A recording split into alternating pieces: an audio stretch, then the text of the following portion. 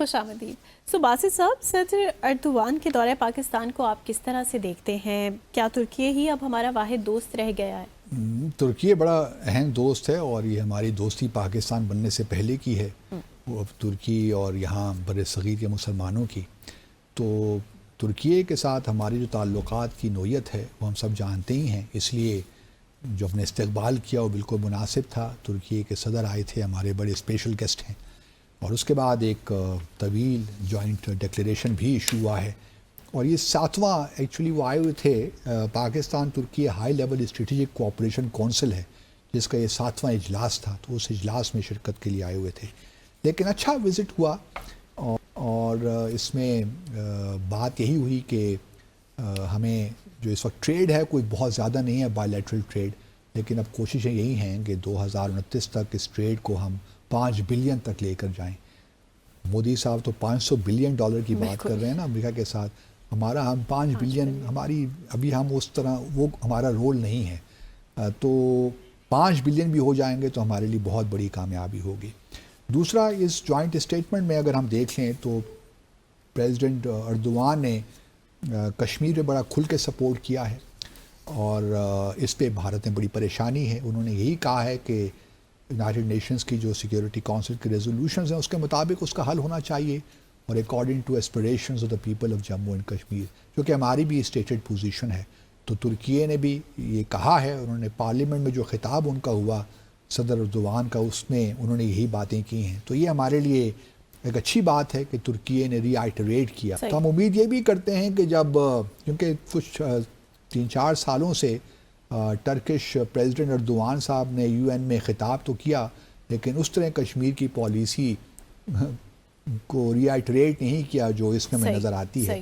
تو ہم امید کرتے ہیں کہ اس سال جب یونائٹڈ نیشنز جنرل اسمبلی میں اردوان صاحب جائیں گے تو انہی الفاظ میں اور انہی فارمولیشنز میں کشمیر کو سپورٹ کریں گے. دوسری جانب اس اسٹیٹمنٹ میں افغانستان کا بھی ذکر ہے، اور جو میں پہلے بھی ایڈوائز کرتا رہا ہوں لیکن لگتا ہے کہ ہمارے لوگ سنتے نہیں ہیں. اس میں وہ انکلوسیو گورننس کی بات بھی ہو رہی ہے، پھر سے وہ بات کر رہے ہیں، بے مقصد باتیں ہو رہی ہیں.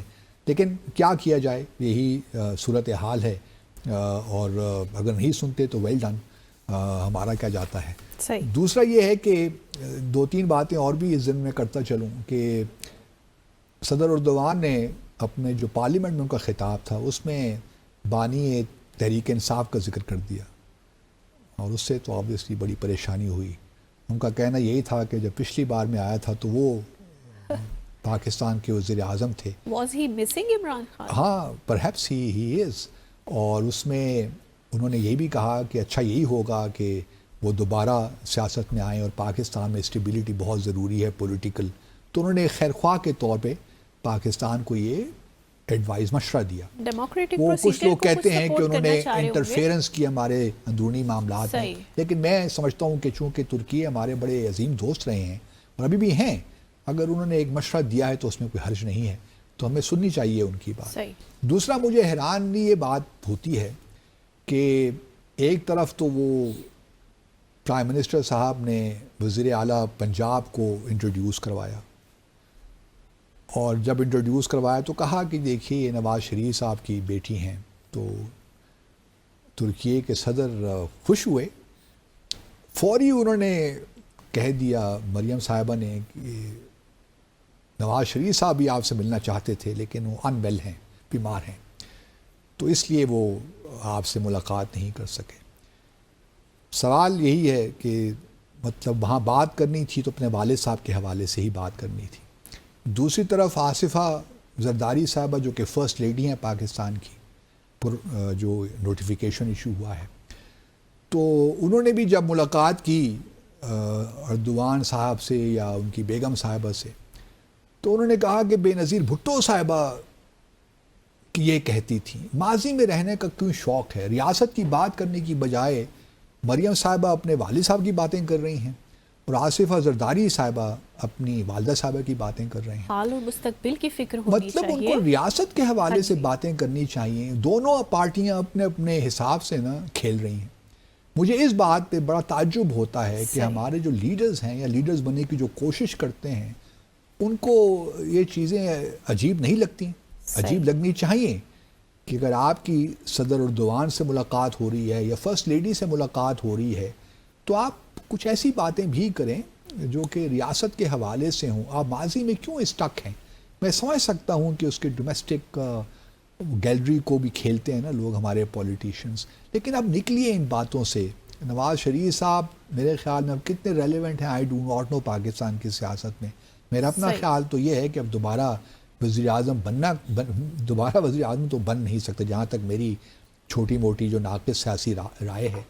جہاں تک مریم نواز شریف صاحبہ کا تعلق ہے آئی ڈو ناٹ نو، لیکن یقیناً آصف زرداری صاحبہ کے بارے میں بہت پر امید ہیں کہ اگر بلاول زرداری نہ بھی ہوئے تو شاید آصفہ زرداری صاحبہ کا سیاسی مستقبل بہتر ہے as compared to Bilawal Zardari. I do not know, لیکن جو کیلکولیشن نظر آتی ہیں اور جو پیپلز پارٹی کے اندر بھی جو رجحانات ہیں ان سے یہ ایک تاثر ملتا ہے کہ آصفہ زرداری صاحبہ کو زیادہ وہ پروموٹ کر رہے ہیں اور ان میں ان کو بے نظیر کا ایک عکس نظر آتا ہے، جھلک نظر آتی ہے بے نظیر بھٹو صاحبہ کی.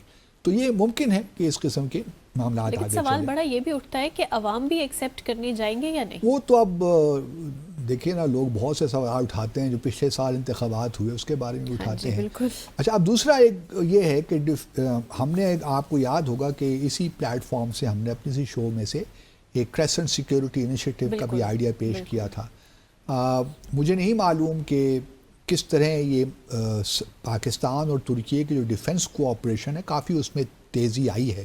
ہم جو کان طیارے ہیں اس میں بھی ترکیے سے لے رہے ہیں اور کافی کچھ اسٹیلتھ طیارے، کچھ نیوی میں بھی کافی کوآپریشن ہے. تو کافی چیزیں آگے بڑھنی جا رہی ہیں. تو میں امید کرتا ہوں کہ جو دنیا اس وقت جس طریقے سے آگے بڑھ رہی ہے، پاکستان کو تھوڑا سا انیشیٹو لینا چاہیے. بنگلہ دیش، ترکیے کے ساتھ مل کر یہ جو کریسنٹ سیکیورٹی انیشیٹو ہے اس کو آگے بڑھانا چاہیے. مسلم دنیا کا ایک ملٹری الائنس ہونا چاہیے اور یہ وقت کی ضرورت ہے. 2-3-4 ممالک ہی پہلے اس کی بنیاد ڈالیں گے، پھر یہ ایکسپینڈ ہوگا. لیکن میں امید کرتا ہوں کہ کہیں نہ کہیں ترکیے بھی ایک بڑا اہم ملک ہے، اس کو بھی بہت سے چیلنجز ہیں، سیکیورٹی چیلنجز. اپنے نیبرہڈ میں بھی اگر آپ دیکھ لیجئے، سیریا جو ہے، عراق اور بہت سے، کردستان کا ایشو، کافی چیلنجز ہیں. اور پھر پاکستان کو بھی بھارت سے چیلنجز ہیں، بنگلہ دیش کو بھی بھارت سے اب چیلنجز آ گئے ہیں. تو کوئی حرج نہیں ہے کہ اس انیشیٹو کو آگے بڑھایا جائے. تو میں امید کرتا ہوں کہ اس پہ کوئی بات چیت ہو رہی ہوگی، لیکن obviously it's too early to say. جہاں تک پاکستان اور جو ترکیے کی باتیں ہیں، باتیں تو بہت کچھ کرنے، کیونکہ ہم نے بھی سائپرس کے معاملے میں جو سپرٹس ہیں، ٹرکش سپرٹس، ان کو بھی ہم نے سپورٹ کیا ہے اس اسٹیٹمنٹ میں. اور اب دیکھنا یہی ہے کہ جو ہمارے تعلقات ہیں وہ اور کتنے آگے بڑھتے ہیں. میرے لیے اہم بات یہ ہے کہ ہمارے اس خطے میں جو ہے امن ہو. خاص طور پہ افغانستان کے بارے میں جو ہماری لائن ہم نے لے رکھی ہے وہ میں سمجھتا ہوں کہ اس میں بہت زیادہ تھوڑی بہت سوچنے سمجھنے کی ضرورت ہے. ہم کوئی گھسی پیٹی باتیں ہمیں نہیں کرنی چاہیے، ہمیں تھوڑا سا کریٹیو ہو کے سوچنا چاہیے. اور اگر ترکیے، پاکستان، ایران، کیونکہ ہمارے تو انٹرسٹ ہے نا افغانستان کے ساتھ جڑے ہوئے، تو اگر ہم تھوڑا بہت کریٹیو نہیں ہوں گے، آؤٹ آف دا باکس جا کے نہیں سوچیں گے، تو اس وقت تک میں نہیں دیکھ رہا کہ افغانستان ہماری بات سننے جا رہا ہے. آئسولیشن کا بھی شکار ہو سکتے ہیں ہم پاکستانی. تو دیکھیے، آئسولیشن تو نہیں، پاکستان ایک اہم ملک ہے، میں نہیں دیکھ رہا کہ ہم آئسولیشن کا شکار ہو رہے ہیں. لیکن ہم بھارت کے لیے راہ ہموار کر رہے ہیں، امریکہ کے لیے راہ ہموار کر رہے ہیں کہ وہ اس خطے میں ہمارے لیے پرابلمس کریٹ کریں، سی پیک کے لیے پرابلمس کریٹ کریں، گوادر کے لیے پرابلمس کر رہے بھی ہیں، وہ بھی ہو ہی رہا ہے.